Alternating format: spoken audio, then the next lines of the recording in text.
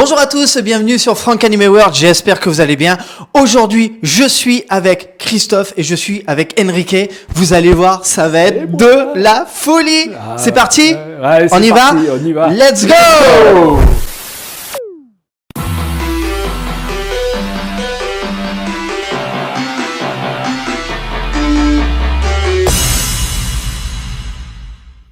Aujourd'hui, on se retrouve pour une vidéo vraiment très folle. Je me retrouve avec Christophe. Bonjour Christophe. Bonjour Franck. Comment ça va? Très bien et toi? Impeccable. Christophe, bien sûr, vous le connaissez déjà. Vous l'avez déjà vu dans certaines de mes vidéos. Mais je suis aussi, et on est aussi aujourd'hui avec Enrique. Bonjour Enrique. Et coucou. Comment ça va? Très bien. Super forme. Quand on est là, c'est que ça va. Enrique, bien sûr, si vous aimez Goldorak, je ne vais pas vous faire l'affront de vous présenter ou de refaire tout son curriculum, mais quand même, si vous n'avez toujours pas compris qui est Enrique, tu es pour nous le premier chanteur de Goldorak.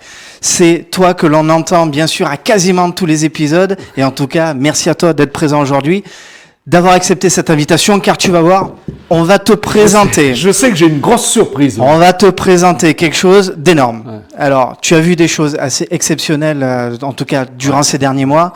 Là, je te garantis, c'est du costaud, c'est du lourd. Allez. Et attention, c'est ce monsieur, c'est Christophe qui a fait ça. Comprendre. Tu vas voir, ça va être génial. Allez, super. Moi, ce que je te propose, on va se le découvrir directement. Regarde, on a mis un drapé dessus. Oui. Tu sais, comme sur les statues, clac. Absolument. On enlève et puis on va découvrir ça directement. Vous le savez parce que bien sûr, c'est sur le titre de l'émission, c'est le fauteuil, mais tu es déjà au courant, tu sais que c'est le fauteuil d'Actarus et en tout cas, tu vas découvrir cette œuvre d'art. C'est une œuvre d'art. À ce niveau-là, je vous garantis les amis, c'est une œuvre d'art, c'est clair. Et encore une fois, c'est ce monsieur, c'est Christophe qui l'a fait, il est complètement incroyable, il est complètement dingue. Je peux vous dire qu'il n'a pas les doigts palmés. Hein, ah, ça c'est sûr, ça c'est incroyable. Sûr. Alors, tu te rapproches parce que tu as peur de qu'on t'entende pas. Ne t'inquiète pas, tu es câblé. Je suis surtout un peu zinzin parce qu'effectivement j'ai un micro, les amis. Et à chaque fois je m'approche. Mais tu sais, c'est je sentais que tu avais peur. Tu vois le vieux chanteur qui cherche. On m'entend. Je sentais que tu avais peur. Donc ne t'inquiète pas, tout va bien au niveau du son. Tu es câblé, on t'entendra. Il y a pas de souci. Allez, on s'amuse bien sûr. On est entre nous. Moi, ce que je vous propose, et on va tirer directement le drapé et on va découvrir ça de suite. Vous êtes ok? Allez, on y va. Tu nous offres une protection de rêve. Garde du corps. Mais carrément. Alors, nous, on va décroiser, en tout cas, le drapé derrière. Voilà, toi de ton côté. C'est parfait. Et là, on n'a plus qu'à tirer ici. Tu vas pouvoir découvrir dans un premier temps, vraiment sur l'arrière, ce que ça donne. Ouais. Et regarde. Génial. Regarde ça. Le même bleu. Regarde ça. Le même bleu, disons. Niveau couleur.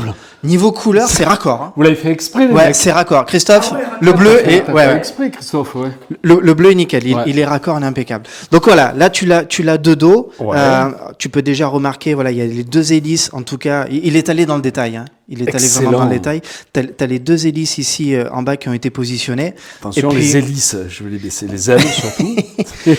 Et ce qu'on va faire, nous, on va enlever carrément le drapé noir et puis on va faire... Et je vais me pousser. Et on va faire comme dans le dessin animé. Absolument. On va faire un demi-tour au siège. C'est ça, le fameux tour. Le fameux. Et puis on va pouvoir découvrir, bien sûr, tout l'avant et puis tout ce que Christophe nous a concocté. Allez, je vire sur la droite pour ce qui me concerne. Attention... Et parti. Allez, nous on enlève le drapé. Et attention, demi-tour. Yes. Demi-tour. Oh là là. Et voilà. Magnifique. Voilà, tu peux te rapprocher. Les gars, il n'y a pas rien là. C'est pas extraordinaire. Non, ah ouais, c'est... Oh là là. C'est mon casque. On a laissé le casque, ouais. Mais Actarus est parti sans. Bravo les mecs. Franchement, alors voilà le mec, parce que c'est quand même Christophe qui s'est tapé ça. Et là, on a affaire à carrément une œuvre d'art. Ah mais tu as vraiment, raison. quand je le disais, Francky, c'est une œuvre d'art. Quand je le disais, faut rappeler que Christophe, au départ, je ne sais pas s'il était bricoleur dans l'âme, mais en tout cas, il s'est découvert vraiment cette passion-là de monter des choses assez incroyables. C'est lui qui a fait les Pandora Box, voilà, du clip Senseiya, et il n'a pas fait que ça. Il a fait son armure du bélier. Et ce que je trouve, et c'est pour ça qu'il faut vraiment lui rendre hommage comme ça, ce que je trouve extraordinaire avec Christophe, c'est que nous le matin, on se lève, on se dit tiens, je vais boire un café. Lui le matin, il se lève, il se dit tiens, si je faisais le siège, voilà, si je faisais le fauteuil d'Actarius, voilà, c'est ça qui est complètement fou avec Christophe et c'est ça qui est génial, quoi. Alors ce qui est bluffant, parce que bon, faire un costume, tous les cosplayers s'y mettent, s'y collent. Bon, déjà il y a la qualité des accessoires, du casque et autres, mais faire un fauteuil, les mecs, ça faut le faire, parce que je sais pas, tu as mis des mois pour bosser là-dessus. Il va nous expliquer. Ah oui, dis-nous tout, parce que c'est... Oui, bien sûr, j'ai mis des mois. Donc c'est vrai que je me suis levé un jour, comme le disait Franck. Il y a 2 ans, j'ai fait mon cosplay d'Actarus. Et puis un jour, en me levant, je me suis dit, il me faut un accessoire, un prop, comme on dit dans le monde du cosplay. Il est un peu gros, mais voilà, je me suis fait ce siège pour aller avec mon cosplay. Voilà, donc sur 6 mois à peu près, j'ai étalé le travail. J'ai étalé le travail sur 6 mois. Donc la base, alors, on va en parler maintenant. Même, il y a de la ferraille. De la tôle, tôle. Fer, peinte avec de la peinture de carrosserie. Du bois Ici, toute l'armature ici, le dossier, donc sur un châssis métallique recouvert de bois. Le plafonnier, idem. Recouvert de simili-cuir pour faire les couleurs. Donc ici, nous avons aussi ici du contreplaqué. Et regardez, j'ai fait des parties amovibles pour pouvoir les réparer facilement. Excellent. Au cas où. Pour éventuellement le transport, pour ne pas les abîmer, les démonter. Hop, voilà. Donc, je crois savoir, bon, déjà il tourne, donc il y a une rotation. Voilà, je l'ai mis sur une base d'un siège rotatif pour pouvoir faire le demi-tour. Ouais. Voilà. Ouais, et je sais que par la suite, parce que c'est prévu, tu m'en as parlé hors antenne, les mecs, il y a le jus, il y a l'électricité. Il y a un petit peu de jus pour avoir un petit peu d'éclairage. On le met maintenant, l'éclairage. Voilà, juste pour vous montrer. Voilà, un petit plafonnier ici et l'écran allumé ici. Ah, juste là. Voilà. Des boutons amovibles. Vous voyez, on peut bouger les manettes, faire quelques mouvements. Et tous ces mouvements-là actionnent un petit micro-contact à l'arrière qui permettra, dans un second temps, de faire du bruitage. Puis du repoint, mégavolts, etc. En appuyant sur un petit bouton. Tous les astéroaches, les cornofugures. Cornofugures, etc.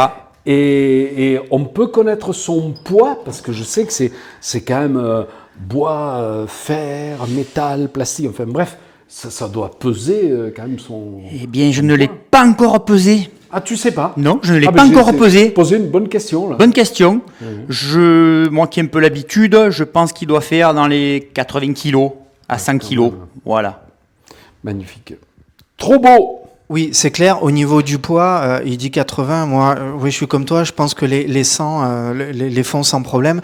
Ouais. De toute façon, une fois qu'on enlève la partie du haut et cette partie-là, il faut être à 2 pour l'avoir transporté ici avec Théo. On était à 2 quand même pour la base. Et bon, faut pas mollir des bras, quoi. C'est ça. C'est quand même assez conséquent. Faut pas être des mauviettes là. Hein, faut y aller. Et il y avait pas ça encore dessus. C'est-à-dire, c'était vraiment toute la base. Sans l'arrière, sans le dessus bien sûr, et sans la partie centrale. Donc mine de rien, à 2 faut y aller, quoi. Ça fait son poids. Mais tout est en fer forgé à l'intérieur. Oui, c'est clair. Il ne savait pas faire de la soudure avant. Il s'est dit c'est pas grave, je vais essayer, et il l'a fait, quoi. C'est ça que je trouve quand même assez prodigieux avec Christophe, et c'est là où il faut vraiment quand je disais lui rendre hommage, c'est que quelqu'un qui au départ n'est pas forcément bricoleur, qui en plus doit utiliser des techniques de soudure, de peinture qu'il n'a jamais fait, mais il se dit mais je m'en fous, je le fais. À ce propos, je voudrais lui poser une question. Il faut voir le résultat final. Est-ce que tu as utilisé des chutes de trucs existants, parce que quand on voit le galbe, ici, l'écran, là vous le voyez peut-être pas, mais il y a un petit écran lumineux, il y a des aérations. Est-ce que tu t'es servi de choses existantes concernant, par exemple, la manette, c'est quoi? C'est une manette de quelque part. Est-ce que tu l'as fabriquée ou tu l'as chourée? Parce que je te vois bien récupérer des trucs. Oui, mais bien sûr, quand on essaye de récupérer des bricoles par-ci par-là, tu parlais des ailettes ici par exemple, Oui. eh bien c'est une grille d'aération en plastique qu'on met pour les conduits d'aération dans les maisons, les VMC, etc., que j'ai coupé en deux à la maille et que j'ai après, bien sûr, repeint par-dessus, voilà, intégré dans donc, du bois. Ici tout ça, c'est en bois peint. L'écran. L'écran, mais c'est du plexiglas translucide avec une feuille imprimée bien sûr sur ordinateur pour avoir une transparence. Vous le verrez plus tard sur les incrustations que Francky vous mettra. Ces poignées. Ces poignées, pareil. Alors je les ai faites démontables pour qu'on puisse plus facilement aller s'asseoir dedans sans les arracher, par exemple. Donc pareil, c'est des matériaux que je prends dans un magasin de bricolage, que j'ai cintré du PVC ici, de chaque côté. Après, j'ai fait un peu d'enduit et de colle pour les maintenir en place. Après, on récupère, par exemple, ici, un bouchon de peinture, de bombe de peinture, qui m'a fait le rond ici, parfait, que j'ai recouvert de résine. Voilà, ce côté, parce que c'est vachement bien fait au niveau des détails et de la finition, mais c'est quoi comme peinture? Parce qu'elle a l'air très c'est des bombes de peinture. C'est des bombes de peinture que j'ai utilisées. D'ailleurs, vu que j'avais pas trop de place chez moi et pas de cabine de peinture, j'ai fait tout à la bombe. Un petit morceau par-ci, un petit morceau par-là, chaque jour. Donc tout est fait à la bombe. Tout ce qui est peinture. Voilà. Et ça, hop, on le remboîte ici. Quand on y arrive du premier coup. J'allais dire, ça y est, il a cassé. Non, mais après, voilà. Fauteuil.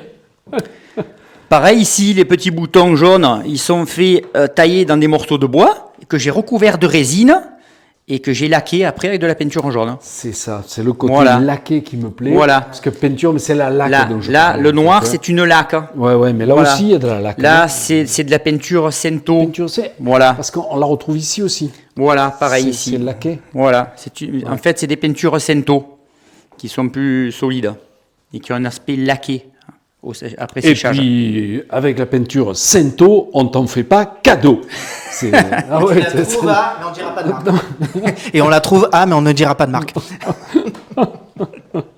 Non, génial. Écoute, c'est super. Voilà, ici, il est trop beau. Voilà, ici, les couleurs sont des petits accoudoirs faits avec donc des planchettes de bois de récupération, recouverts de simili-cuir, avec des petits boudins où j'ai mis à l'intérieur un petit peu de mousse pour que ça soit souple.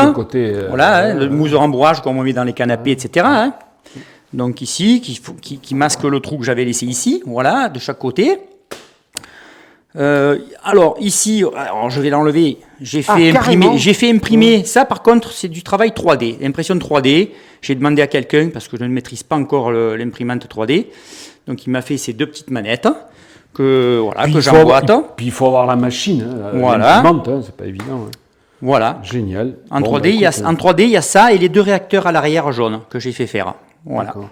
Moi, je dis bravo. Franchement. Là, mais tu sais, ce qui est très bluffant de toute façon, c'est, et je pense que c'est ça que tu aimes, c'est le côté, ça fait très qualitatif, c'est-à-dire, on dirait vraiment de la finition industrielle, c'est-à-dire qu'il a réussi à donner cette espèce de cachet, c'est-à-dire que ça ne fait ni maquette, bien que les maquettes, il y a des peintures qui sont très très bien faites.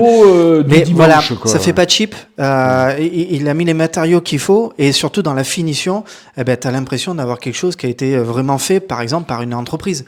Alors que non, c'est du fait main et c'est fait par une seule personne. C'est ça qui est assez incroyable. Et bravo pour la fidélité dans les couleurs, dans le détail. C'est magique. Ce qui n'était pas une mince affaire, il va te l'expliquer du coup sur quoi il s'est basé, parce que c'est toujours pareil, ce qui est compliqué dans un manga, dans un dessin animé, on s'est heurté à la même chose quand on a fait les Pandora Box, on a quelque chose dans un dessin animé, donc c'est très abstrait. Et là, on essaie de le faire dans la réalité, dans la vie de tous les jours. Donc, quelles sont les bonnes cotes, déjà? Ça, c'est la première chose. Et ensuite, la bonne couleur. Parce que les cotes, suivant d'un épisode à l'autre, suivant comment c'est dessiné, ça peut donner lieu à des différences. Bien sûr. Et au niveau des couleurs, c'est pareil. Dans un épisode, tu vas l'avoir de tel type de couleur, et puis dans un autre épisode, ça va avoir une autre teinte de couleur. Donc, quelle est la bonne décision à prendre? Et c'est là, c'est tout le travail après de recherche, et à un moment donné, il faut prendre une décision, il faut prendre la meilleure, celle qui nous semble la plus, en tout cas, en adéquation avec le produit final. Oui, tout à fait. Hein. Donc, c'est vrai que quand on regarde l'animé, il y a des petits détails du style ici, c'est noir ou jaune, ça dépend. Les couleurs, c'est uni. Dans les figurines qui sont en vente sur les réseaux, il y a une seule couleur. Moi, j'ai préféré la bicoloration, comme on voit dans le dessin animé. Les côtés sont foncés, bleu foncé, avec le bleu ciel ici devant. Voilà. Mais pour en revenir à tout à l'heure, quand tu disais... Je n'ai jamais touché à la soudure, je ne suis pas bricoleur. Si, quand même. Je suis quand même bricoleur. J'ai déjà fait de la soudure. Oui, parce qu'attention, il l'a traité, là tu me l'as traité, mon Christophe. Là, Eh oui, j'ai quand même touché.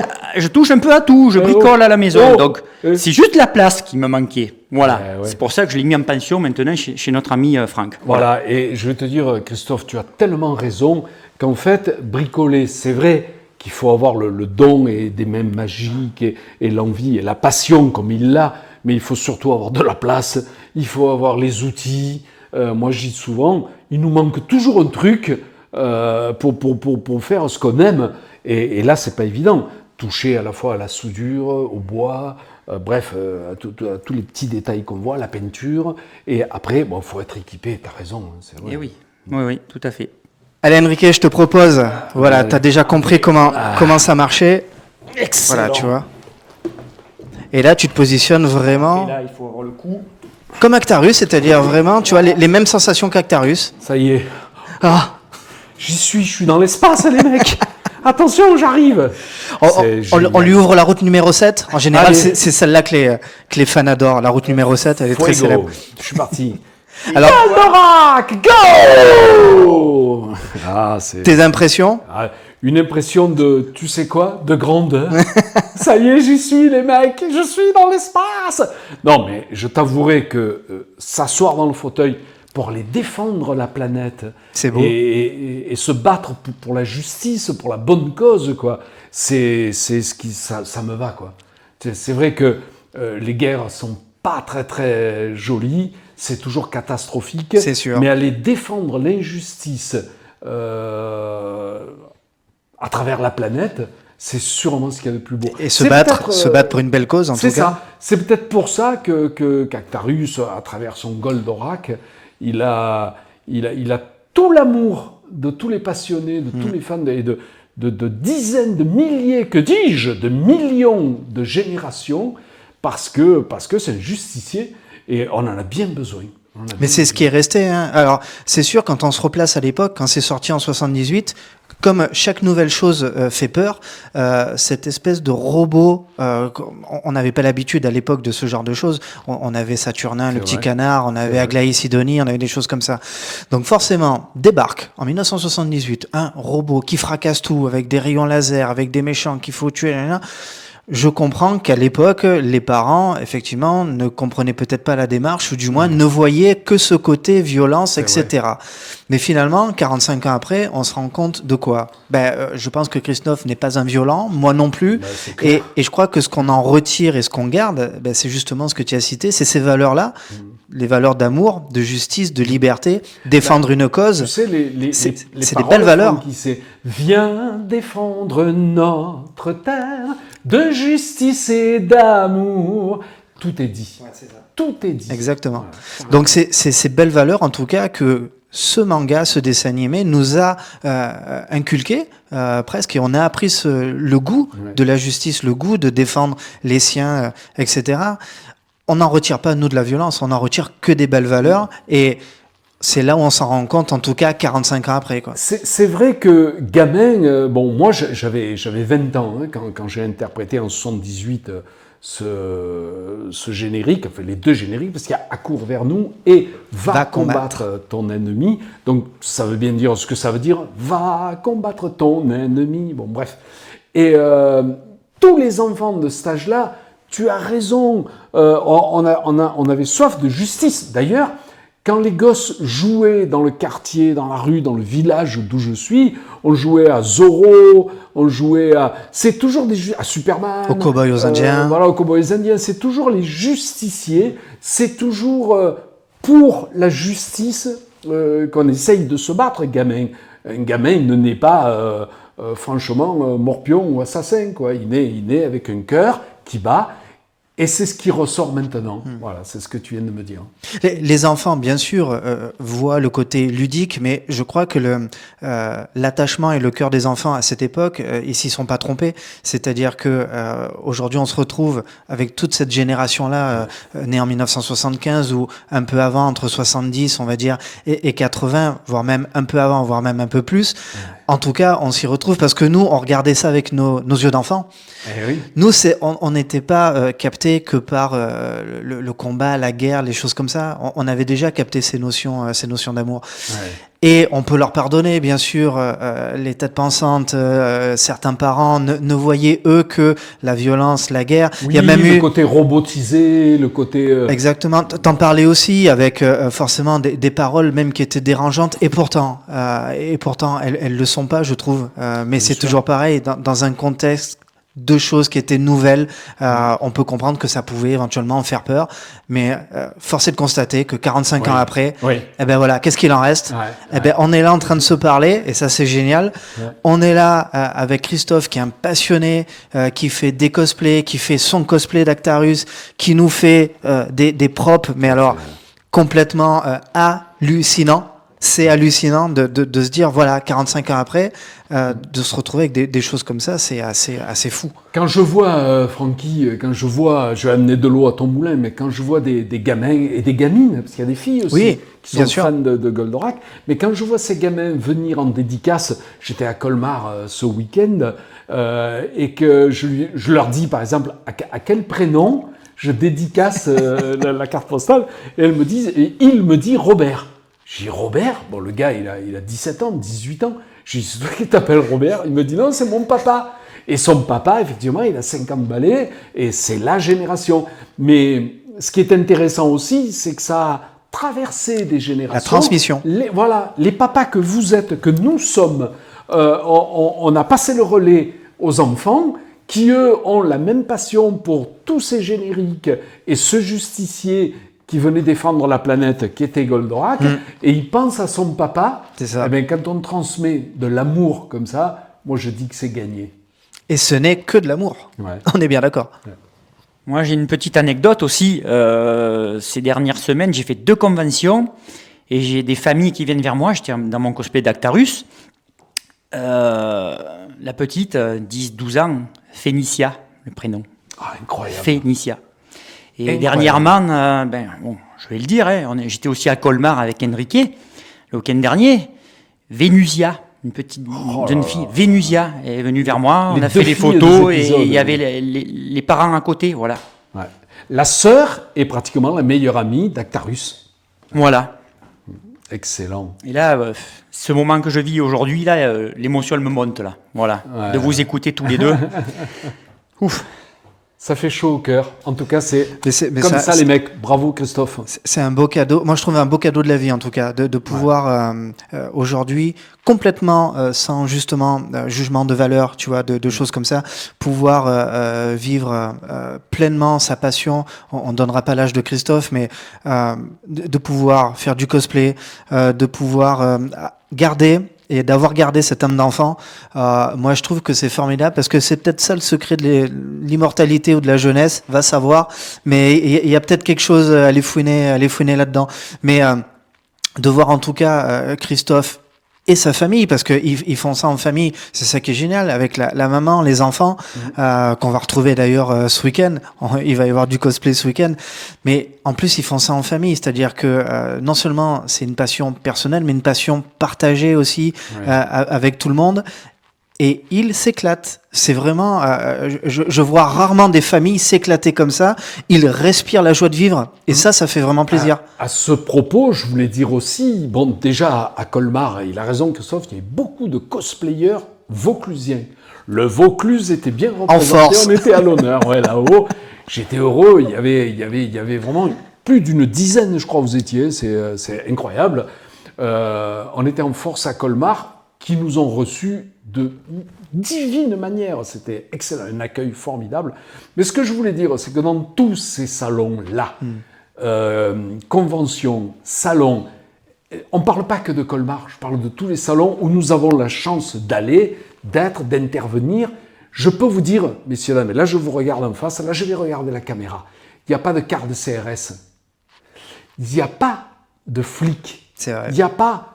J'aime la police, je trouve que, bien sûr, elle nous protège, elle est là pour ça, elle fait son boulot, mais là, il n'y a pas de colère gratuite, il n'y a pas de méchanceté comme ça, journalière, il n'y a pas... C'est que du bonheur, comme vous dites, que du bonheur en famille, Francky. Papa, maman, les enfants, papy et mamie. On est là pour faire la fête comme une fête immense, un week-end immense. On est costumé. Si vous voyez les costumes qu'il y a dans ces salons-là, là je m'adresse à ceux qui ne vont pratiquement jamais mettre les pieds dans ces salons, ces conventions, ces concerts, vous avez tort. C'est magique, c'est magnifique. Pas de retomber en enfance, mais de vivre sa passion. De la vivre avec des gens fabuleux, qui ne pensent qu'à s'amuser, qu'à partager. Et tout ça, ça se fait avec le cœur. Regardez-moi, j'aborde allègrement mes 70 ans, je débarque là-dedans, c'est pas vrai. et je suis le mec le plus heureux du monde. C'est fabuleux. Je vous dis, les CRS ne viennent pas là. Vous verrez aucun préfet envoyer des cartes CRS, bon, on ne sait jamais. Et pourtant, plus de 15 000, 20 000, 25 000 personnes, des queues immenses. Les gens attendent, sont patients, respectueux, payent leur obol et passent une journée extraordinaire. Et moi, je suis là, heureux de les rencontrer, heureux de voir tout le monde avec mes amis cosplayers, avec Francky, tu connais ça aussi. Mais je tenais à le dire, parce que ça, souvent, on a des médisants qui, oh ouais, d'accord. Non, non, c'est génial, les mecs. Voilà, c'est tout. Ah oui, il faut venir, faut vraiment venir. Et c'est vraiment une bulle, c'est ça, c'est une bulle de bien-être, hein, c'est quand même incroyable. D'ailleurs, pour certains, c'est toujours, l'atterrissage est toujours plus délicat. Quand il faut reprendre une vie normale, d'ailleurs le lundi. C'est vrai. En fait, c'est pas la difficulté de revenir à une vie normale. Tout le monde est capable de le faire. Sauf que on a tellement pris dans un week-end une charge positive. Mais alors, quand je dis une charge positive, c'est quand même assez fulgurant, quoi. Fulgure au point, tu vois. On se prend un fulgure au point dans la figure. On se prend une telle décharge d'émotions positives que forcément, le lundi, il y a une espèce de, tu sais, comme une carence ou un manque. Manque parce que c'était tellement bien. On a l'impression d'avoir c'était tellement bon. La famille, des êtres aimés, des personnes d'abord heureuses et passionnées, mais comme on partage cette passion et ce week-end ensemble, il y a un manque. Et c'était tellement fort. Oui. Que du coup, voilà. Mais ce qu'il y a de bien et de pratique, c'est que de toute façon, aujourd'hui, là on est en 2024, on y est, là. Quand on a fini le week-end, oui, on fait la semaine, mais ce qu'il y a de bien, c'est que le week-end suivant, on peut recommencer, parce que c'est ça qui est génial, voilà, il y a des conventions de partout en France, et ça c'est top, parce qu'on peut remettre ça. Et oui, je vais rajouter, moi en tant que cosplayer, c'est des week-ends qu'on passe à s'évader de la vie de tous les jours. Pour moi qui suis dans la vie quelqu'un d'introverti, ça permet d'aller vers les autres plus facilement. Et là, rien que de voir le sourire des gens quand ils viennent nous voir parce qu'ils aiment notre cosplay, bien entendu, comme des gens aiment les autres cosplays, il y a tous les univers de mélangés dans ces conventions. Il y en a pour tous les goûts. Donc moi, ce qui me fait le plus plaisir, c'est de voir ces sourires s'ouvrir sur le visage des gens. Ouais, absolument. Bon, en tout cas... moi je reste là, hein, les gars. Je sais vous pas. Faites ce que vous voulez. Moi je pense que. Je sais pas si tu as remarqué, mais en tout cas, on est vachement bien installé. C'est-à-dire que ça a beau être du fer forgé, etc. Non, il a mis les rembourrages qu'il faut. Oui. Au niveau du dos, on est vraiment bien. C'est-à-dire qu'il est quand même hyper confortable, quoi. C'est super. Non seulement c'est joli, mais en plus c'est confortable. C'est ça qui est génial. Ouais. Moi, tu sais quoi, un de ces jours, je vais vraiment installer une télé devant. Et puis voilà. En guise de fauteuil de cinéma, je trouve que c'est le top. Et puis pourquoi pas carrément jouer au jeu Goldorak sur la télé installée devant. Pourquoi pas l'essayer? Alors, si ça te dit, un de ces jours, on va effectivement tout installer. Bien sûr. On te fait revenir. et on va te faire essayer, alors, le fameux jeu Goldorak qui est sorti au mois de novembre, c'est ça? En novembre. Alors, qui a défrayé la chronique parce que bien sûr, techniquement parlant, il y a des bugs, techniquement parlant, effectivement, il y a des failles. Par contre, on l'a essayé avec Christophe.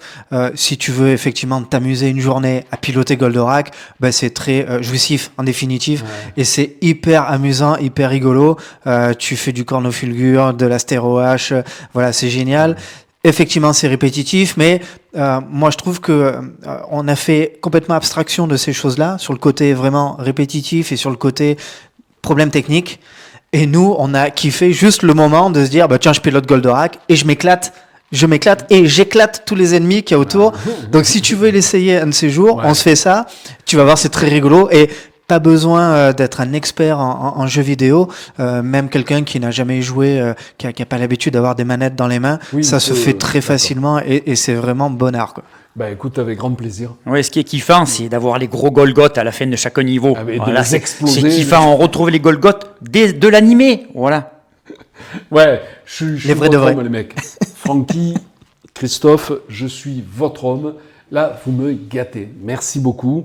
Déjà, découvrir un objet pareil, aussi magnifique. Ah, c'est pas banal. Ouais, Ça, c'est clair, c'est pas un banal. truc, franchement, j'aurais pas imaginé qu'on puisse. La passion peut amener à faire, c'est vrai, des costumes, des casques, j'ai vu des choses, des tableaux, des machins. Ça prend du temps, ça prend des heures et des heures. Mais là, franchement, le cul m'en tombe. Tiens, voilà, allez, tant pis, c'est lâché. Ouais, je suis abasourdi. Mais quand Christophe m'a dit non mais allez tiens, je vais me lancer, je vais faire le siège d'Actarus, je me suis dit, alors je savais très bien que il était capable et il est capable de faire beaucoup de choses. Quand on voit ce qu'il a fait, voilà, sur les Pandora Box, sur son armure du bélier, je me suis dit bon, ok. Mais quand même, le siège d'Actarus quand même. Il m'a dit ouais, je vais, tu vas voir, je vais me débrouiller et tout ça. J'ai dit bon ben ok, j'ai hâte en tout cas de voir ça. Et effectivement, moi j'ai eu la chance de suivre. Il y avait pas encore la carcasse, il y avait il y avait vraiment l'ossature, le squelette en acier. J'ai vu vraiment les choses au fur et à mesure prendre forme. Et c'est là où je me suis dit vraiment Christophe. Il est pas banal comme garçon. Il est vraiment pas banal. Il est peut-être introverti, mais putain, qu'est-ce qu'il est doué. Ah, mais ça, c'est clair. Ah là, ça, bravo. Et encore une fois, quand on voit la qualité finie, on a l'impression que ça sort d'usine. On a l'impression que ça sort d'usine, quoi. Travail nickel. Je sais pas, c'est pas bricolo. Non, c'est... Voilà, et puis, à vous qui nous regardez, si un jour vous nous croisez quelque part et qu'il est là, vous aurez l'honneur de pouvoir vous y asseoir dedans. Voilà. Bravo, super. Et t'as vu au plafond? Regarde. J'ai vu qu'il y avait des... Et toutes les petites idées. Tu sais ce que c'est, ça? Ça te fait pas penser à quelque chose? Si, mais je sais pas, c'est pas démontable. Ouais. Tu sais, quand c'est l'heure de l'apéro, ça te fait pas penser à des trucs? Des glaçons. Des glaçons? Ouais, tu le filmeras. C'est ça? Tu le filmeras, tu leur montreras aux internautes. Ah ouais. Là, voilà. Et je me suis servi d'un bac à glaçons, en fait, pour couler toutes ces résines là-haut. En fait, c'est des futurs voyants. Hein. C'est translucide, c'est coloré dans la masse de la résine en jaune. Et dans un second temps, comme je l'ai déjà dit, je vais mettre des petites LED à l'intérieur pour qu'il y ait un petit jeu de lumière supplémentaire. Voilà. Oui, c'est pour ça que je vous ai dit au tout début qu'il y avait de l'électricité, parce qu'il a branché, il y a des choses à venir. Mais alors, des glaçons au plafond, chapeau les mecs. Voilà. Là, on y est. Il y en a qui ont des araignées au plafond. Bon, là, du coup, il y a des glaçons au plafond. Génial. Super, c'est très très bien foutu. Il a déjà prévu à l'intérieur, il y a déjà toutes les connectiques, etc. à l'intérieur, pour pouvoir après tout brancher. Qu'est-ce qu'on dit quand on tire? Ah oui, quand on tire. Alors, c'est... Transfert. Transfert. Ah ouais, il marche en plus. Ah oui. Oh, génial. La Ah ouais. Ah oui, mais on sent les biscottos quand même. C'est ultra fonctionnel. Tu peux tirer, voilà, tu peux tirer vraiment Il y a tout qui fonctionne. les poignées, c'est le top. C'est vraiment le top. On Parfait, s'y les croirait. mecs. Génial.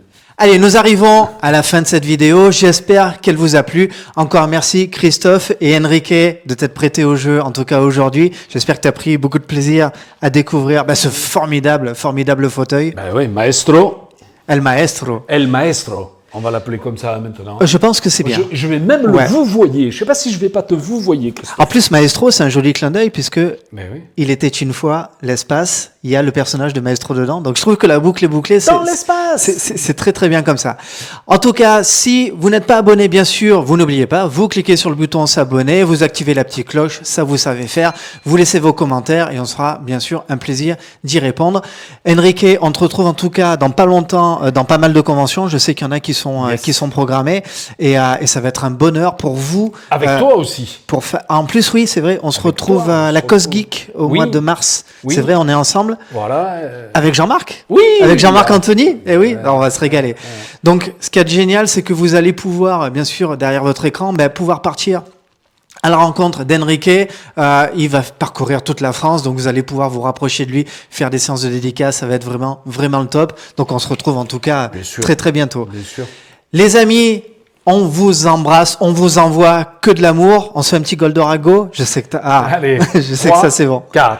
Goldorago!